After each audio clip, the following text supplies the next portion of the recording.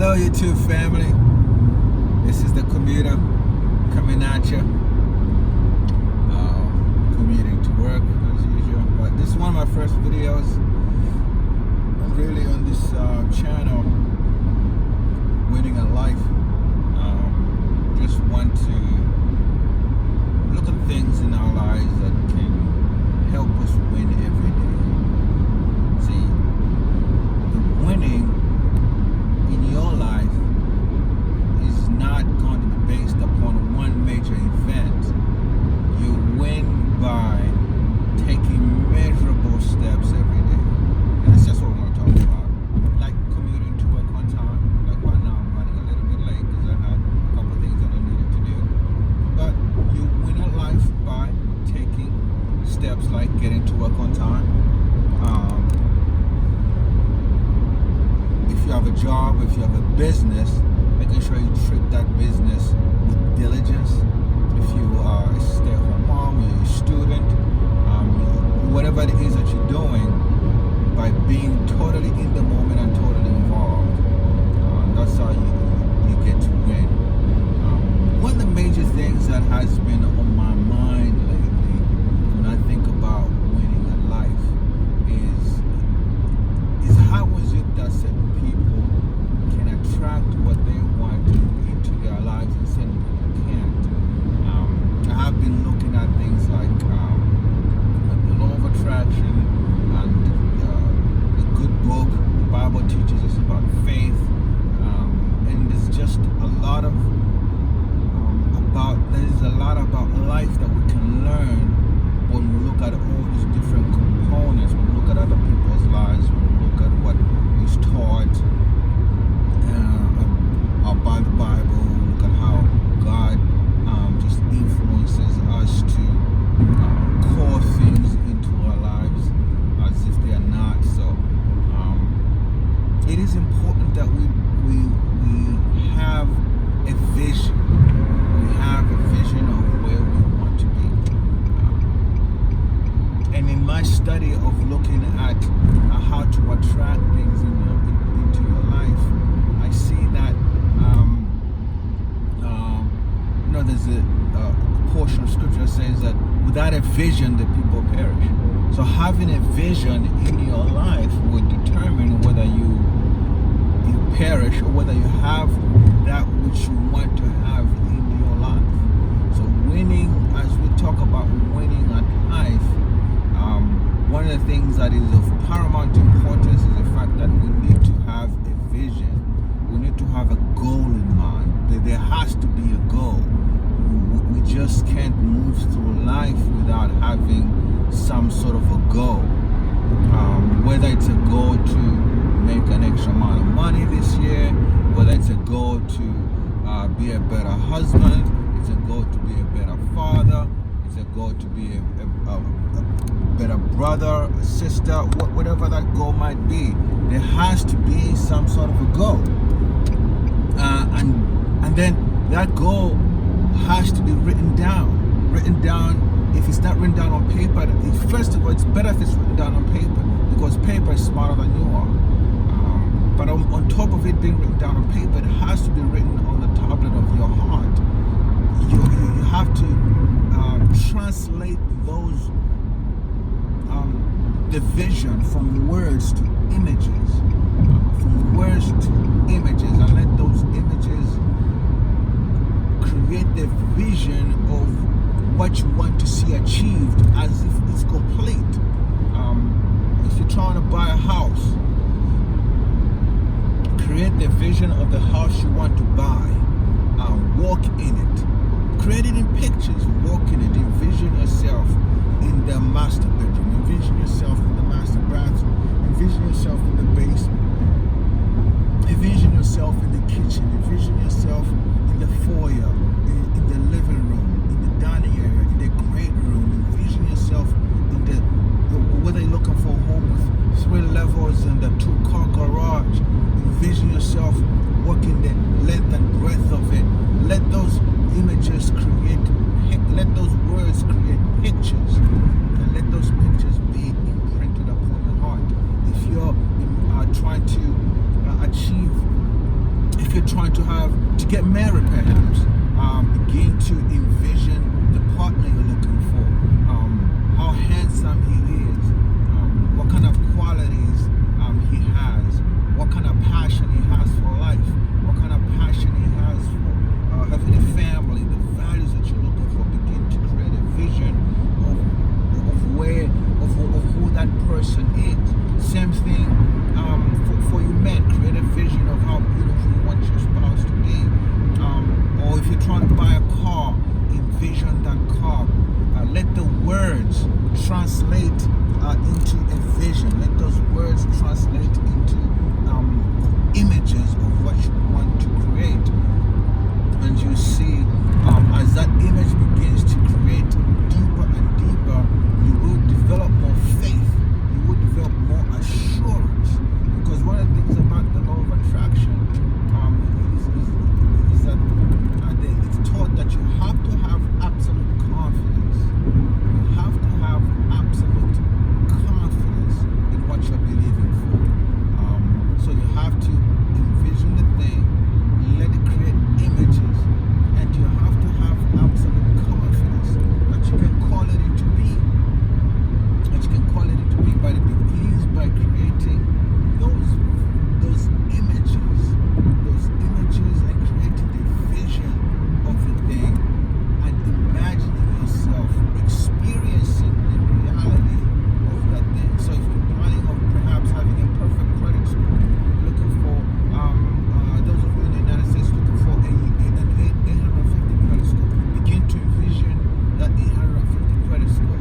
Not only having it, but the ease by which now you can get the things that 850 credit score can get you.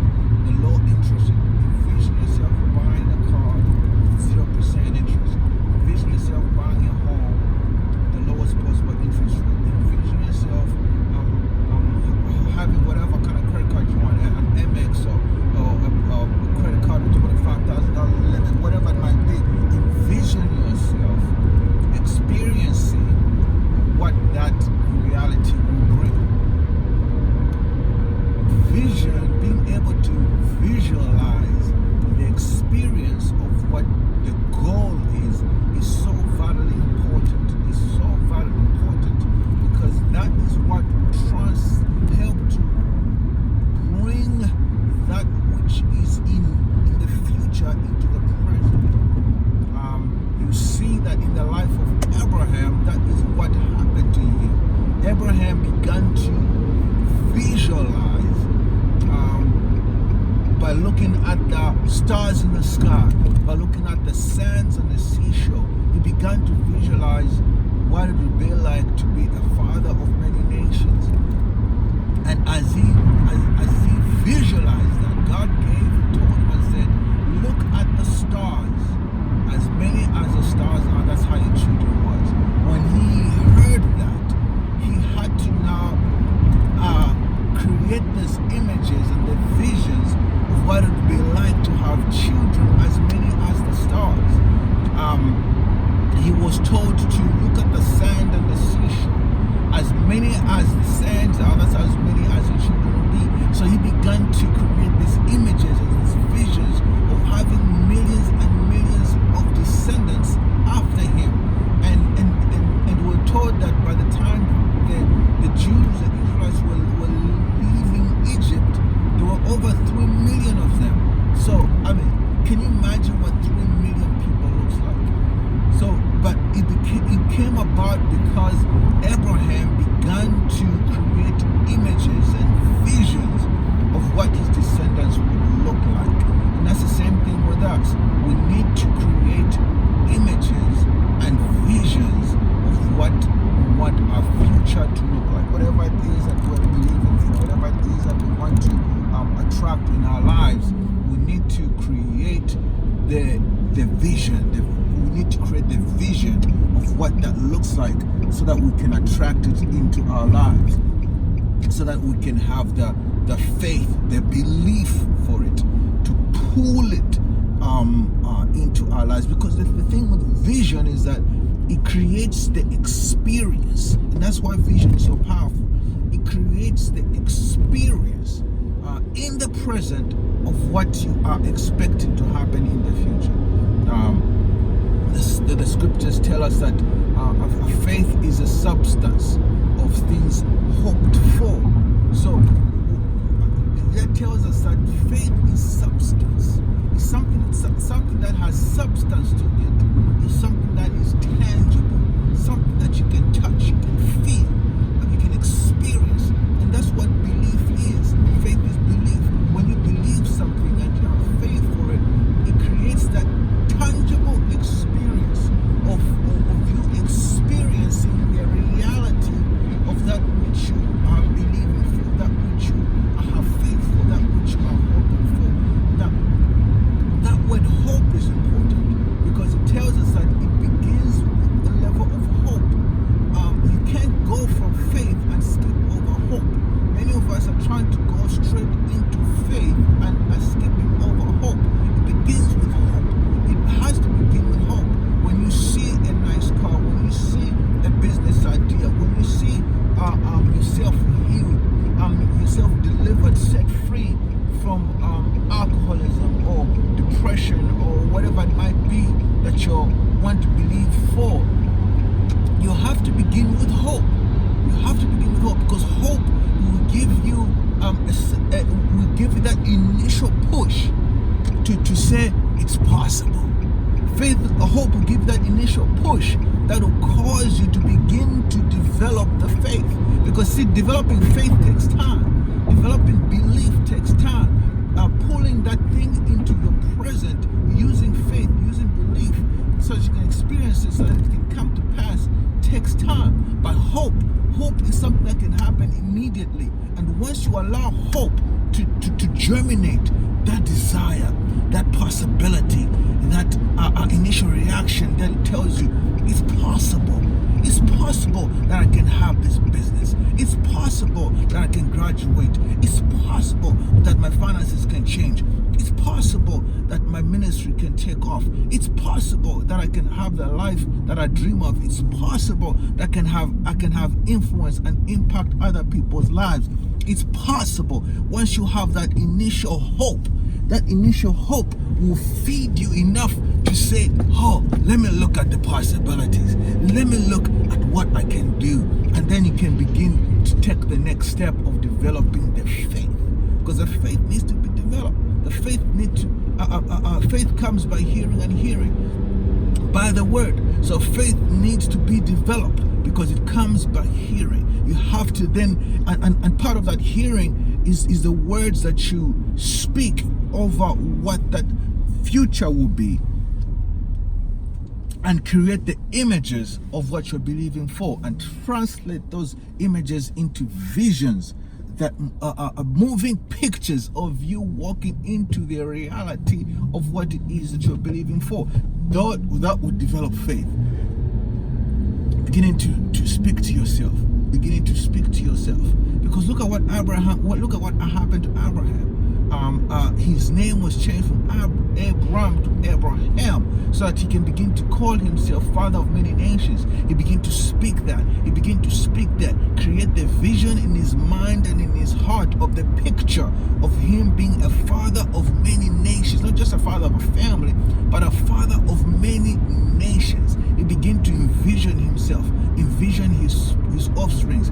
Speak to it. What is your name? My name is Abraham. If people call him and say, hey, come over here, you father of many nations, it increased faith. It increased faith in him. And we're taught that he came to a point where he was fully persuaded. He was unwavering. And that's where we need to be also. Whatever it is that you are believing for, whatever it is that you're hoping for, it has to become, you have to get the point where it is unwavering. You can't be wavering when you are believing for, when you are when you're applying this law of attraction. It cannot waver. And at the time after Abraham's name was changed, it was just a matter of time before the reality of what he was told will happen took place. after Abraham's name was changed, it didn't take but so long for him to become that father of many nations. You know what? Because of the vision. Because of the vision that was created by him confessing and calling forth those things into his life. So as you take these steps to begin to win at life, join me constantly as I put up new videos every day, oftenly, just talking about life experiences, talking about how we can win at life one step at a time. We can win at life one step at a time. So thank you so much for joining me, YouTube family. Thanks so much for joining me. Until next time, I'll talk to you soon. I'm out.